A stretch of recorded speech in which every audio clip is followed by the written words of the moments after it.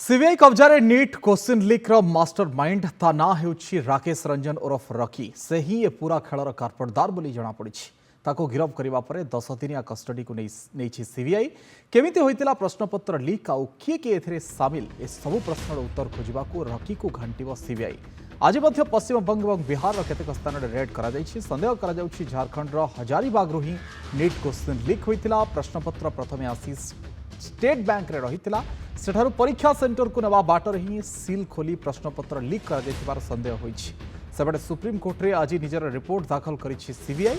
आसंता 18 रे मामलार परवर्ती शुणाणी हेबो। गतकाली कोर्ट रे केंद्र सरकार दाखल करथिले सत्यपाठ। आसंता जुलाई तृतीय सप्ताहरु काउंसलिंग पई सरकार चाहुतबा सुप्रीम कोर्ट रे दर्शाइछन्ति।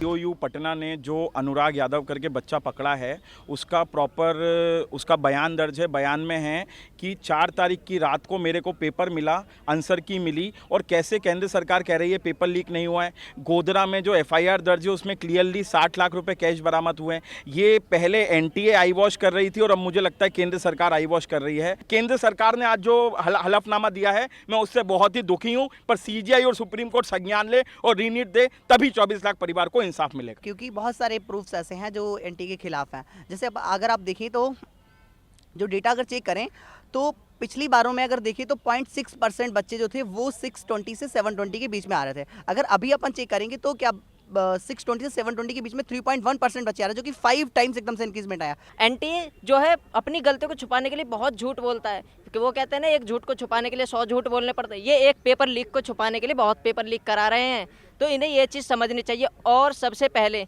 जो ओएमआर वो फिलिंग हुई थी, वहाँ पर ओएमआर में गड़बड़ी हुई थी गोधरा में, और बिहार में भी ये पेपर लीक हुआ था।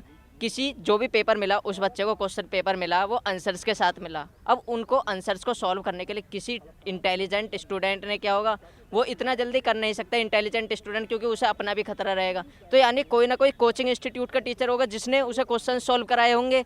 तो सबसे पहले ये पता लगाना चाहिए कि उसे आंसर्स कराए किसने हैं। 25% सिलेबस रिड्यूस हुआ, इसीलिए बच्चों के इतने ज़्यादा स्कोर आ गए। पर जिस समय में ये लोग 25% सिलेबस रिड्यूस कर रहे थे तो इनका कहना था कि वो बहुत इजी और उनका कोई काम नहीं, इसलिए कर रहे हैं। और इन्होंने सिर्फ रिड्यूस नहीं किया, बहुत सारे टॉपिक ऐड भी किए जो कि पहली बार सबने पढ़े थे और जो बहुत हार्ड थे, जिन्होंने डिलीट किया उसके अपेक्षा। जब आप डिलीट करते टाइम बोल रहे थे ये ईजी है, इसका यूज़ नहीं है, वो सच में स्कोरिंग चैप्टर थे जिससे बच्चा 100-200 नंबर स्कोर कर सकता था कम पढ़ के भी।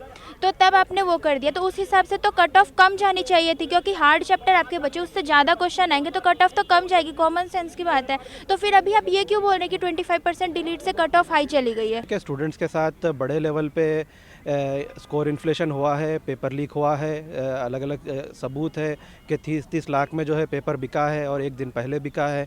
तो हम समझते हैं कि जब पेपर लीक होता है तो आज इंफॉर्मेशन टेक्नोलॉजी का दौर है, कुछ ही सेकंड्स के अंदर टेलीग्राम के ज़रिए से, व्हाट्सएप के ज़रिए से कई मुकामात पे सर्कुलेट होता है।